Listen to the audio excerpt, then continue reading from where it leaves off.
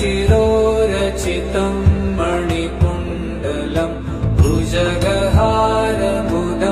वृषभध्वजं चितिरजोधवलीकृतविग्रहं भजत रे मनुजा गिरिजापति।